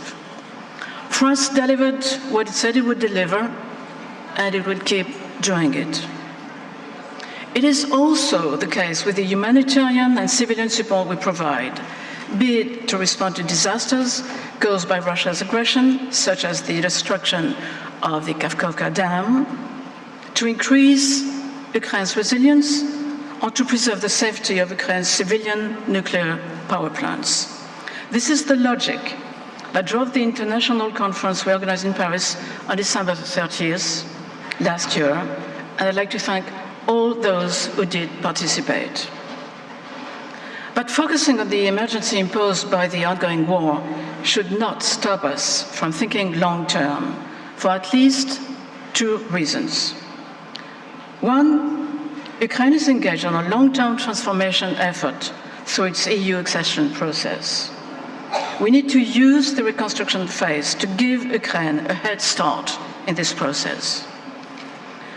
Two, our commitment to support Ukraine's reconstruction is also a signal we send to Putin, a signal that tells we'll be here as long as it takes, and that he will not be able to wait us out.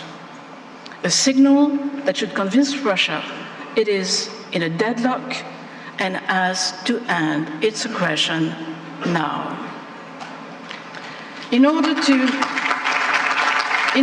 achieve this goal, France is preparing a multi-year civilian assistance package to Ukraine that will include both humanitarian, stabilization, economic and financial support. I am pleased to add that it will mostly be comprised in grants so as to avoid increasing the pressure on Ukraine's public finances. In the meantime, I'm happy to inform that my ministry will be providing an additional 40 million euros in donations for Ukraine in 2023. This support will be used primarily for emergency reconstruction of critical infrastructure, health equipment, and, if needed, emergency resilience in anticipation of the next winter. We will also take concrete steps to encourage our private sector to contribute to this effort. It is much needed. To that end, I'm announcing today the establishment of an insurance mechanism to cover investments in Ukraine against war-related risks via the French Public Investment Bank. This is totally consistent with the multilateral insurance mechanism proposed by the UK and Ukraine, which we support. Last but not least, we fully support courageous reforms President Zelensky has pledged to undertake in order to foster the rule of law and to improve the business climate in the country. These efforts will be key to attract private investment, without which reconstruction will not be possible. Thanks to our joint efforts, Ukraine will build back and build back better. Up until then, our support will not fade. Thank you.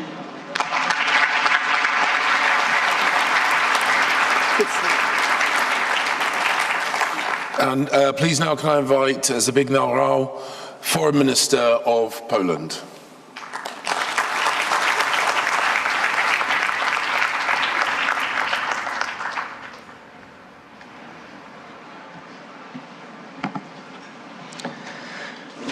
Thank you, James. Prime Ministers, Excellencies, ladies and gentlemen, friends. For the last couple of weeks, the world has been closely following the actions of the Ukraine armed forces systematically liberating their homeland. The damage discovered in recaptured territories is staggering. It is staggering, but its barbaric nature, and it is overwhelming by scale. Recent heinous act of blowing up of a dam in Nova Kachovka drastically adds to the complicity our long-term efforts towards reconstruction. The process of reconstruction itself will mean substantive involvement of the public as well as private sector and business to a large extent. Our task as the governments is to prepare the appropriate institutional and legal framework, political support on the spot, and financial resources. The mobilization of financial resources will be a major long-term challenge. I would like to again strongly reiterate that seized Russian assets should serve as key source in this respect.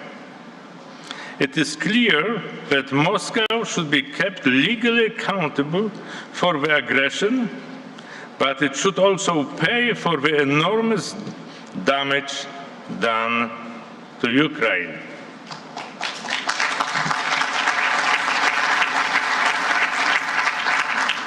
The success of the reconstruction of Ukraine is in the best interest of Europe and the whole international community. It is in our interest that Ukraine becomes a robust and advanced market economy, playing by the rules with the administration capable to absorb the assistance. This is why Ukraine should become a member of the European Union as soon as possible.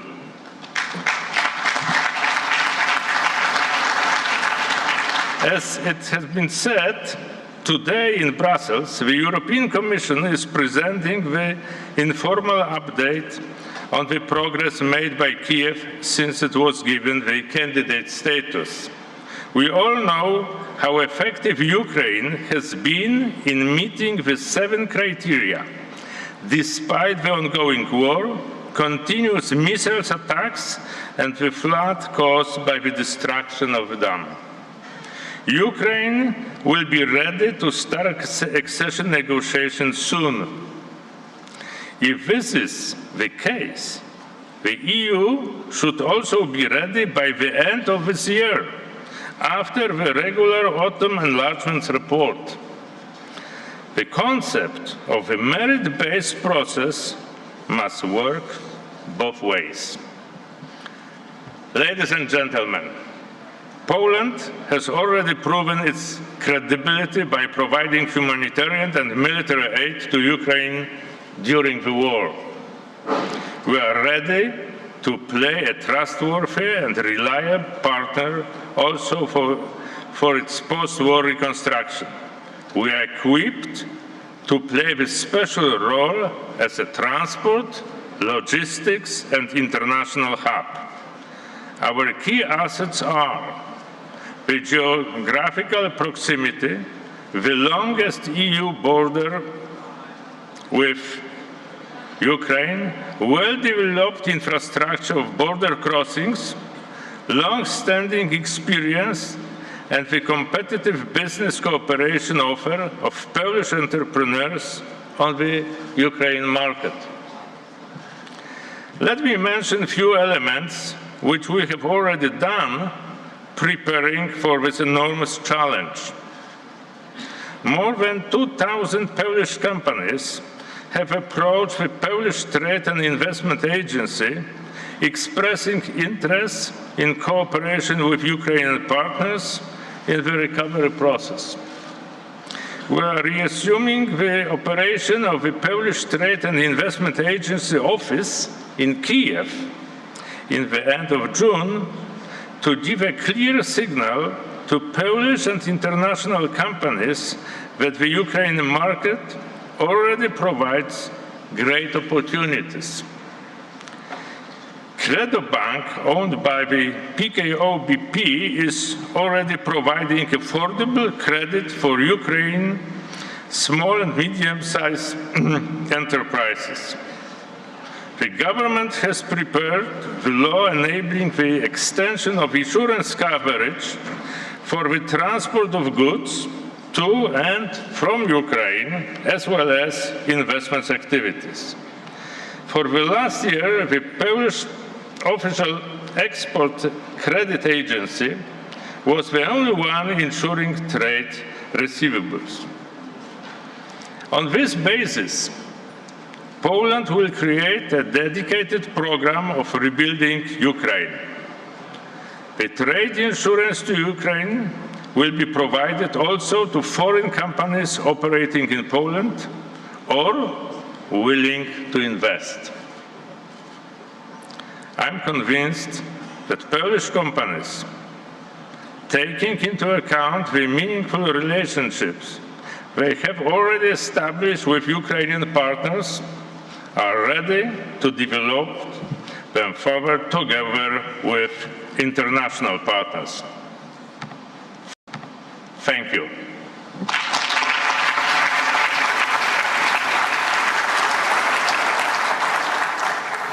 And now can I invite Harjit Sajjan, Minister for International Development of Canada.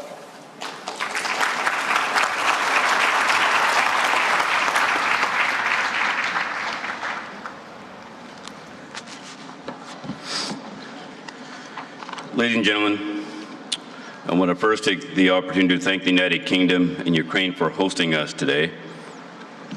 I also want to acknowledge the bravery and the sacrifice of the Ukrainian soldiers who are fighting on the front lines. Now, it is not a secret that Canada's ties with Ukraine run extremely deep. Canada is home to 1.4 million Ukrainian Canadians, and they have made a significant mark on our national identity and values. It was Ukrainian Canadian Senator Paul Yuzek who first brought forward the vision of multiculturalism in Canada with a pivotal Senate speech. Another Ukrainian Canadian, Lawrence Decore, helped write the section of our Charter of Rights and Freedoms that entrenched multiculturalism in Canada's Constitution. These Ukrainian Canadians saw a Canada that recognized its deep connections to the wider world as an integral part of who we are. And in the spirit of an interconnected world, I join you in this resolute to show of our international solidarity with Ukraine. And just 10 days ago, our Prime Minister, Justin Trudeau, was on the ground in Kyiv. And while there, he reinforced Canada's enduring commitment to Ukraine and announced new support measures, including increased military assistance and support for mental health. Canada has committed over $8.8 billion in financial, military, humanitarian development, and immigration assistance for Ukraine. And this includes over $5 billion in direct financial assistance. With over $4.3 billion flowing through the International Monetary Fund's new administered account for Ukraine, which was championed by Canada.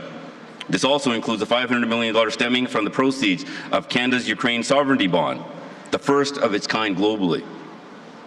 Our commitments to Ukraine are especially important in the face of the evolving crisis, like the destruction of the most recent dam. Canada is allocating $10 million for humanitarian partners to support the people impacted by the floods. And I've visited Ukraine many times in my former capacity as Minister of Defense. And just a few months back, I had the opportunity to visit in my current capacity, and that trip allowed me to personally witness what the world has been seeing at a distance over the last 16 months. What I witnessed was absolute resilience.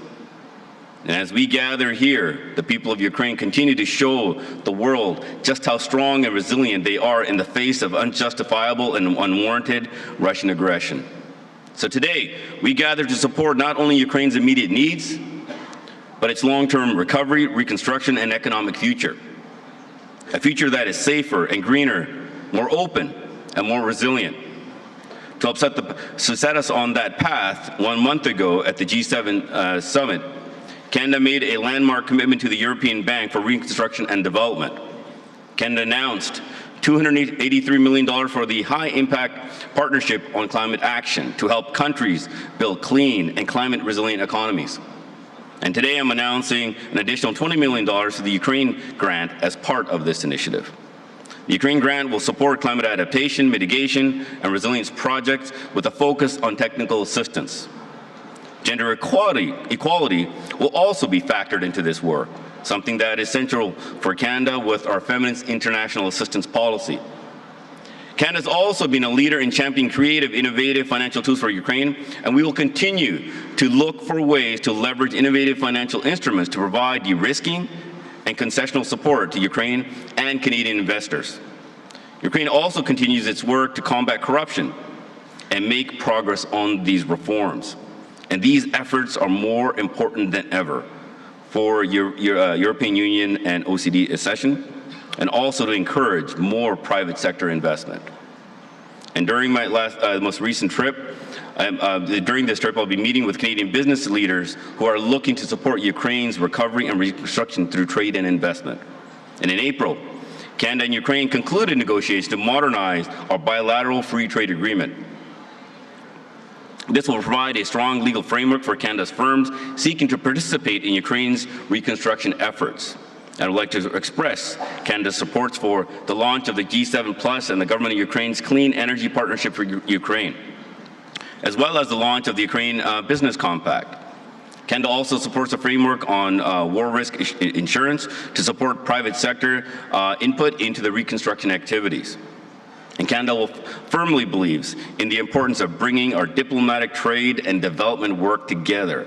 And we need a truly united effort on this front. Because as Prime Minister Justin Trudeau said in Kyiv, Ukraine's fight for the future stretches far beyond its borders. Ukraine fights for the future of all of us and for the values that all of us hold so dear. Canada is honored to stand shoulder to shoulder with you as we stand up for Ukraine. Thank you. Slava Ukraini.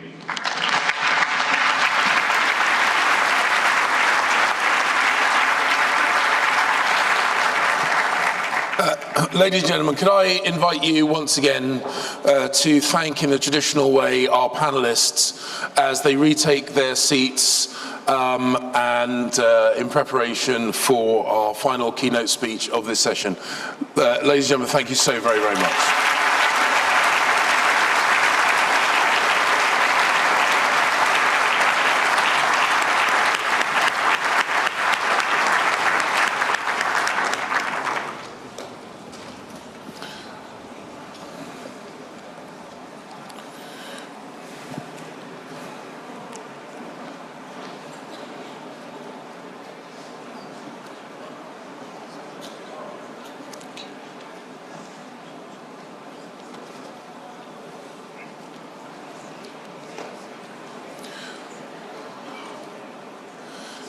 Ladies and gentlemen, this session underlines our collective determination to support Ukraine, not only in its self-defense, but its subsequent rebuild, reform, and recovery.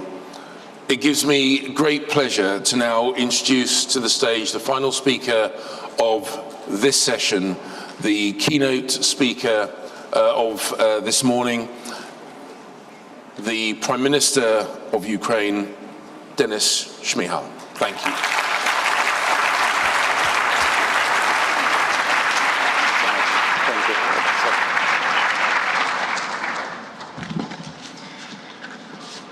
Thank you so much, dear James. Dear Presidents, Prime Ministers, Secretaries, Ministers, dear heads of international organizations, dear representatives of international business, dear friends, partners, colleagues, allies, ladies and gentlemen. Today Ukraine is going through the most difficult times in the history of our independence. It is a crucial time not only for our country but also for Europe, for the civilized world, for democracy and freedom. The outcome of the war in Ukraine will determine the geopolitical landscape of Europe for many decades come.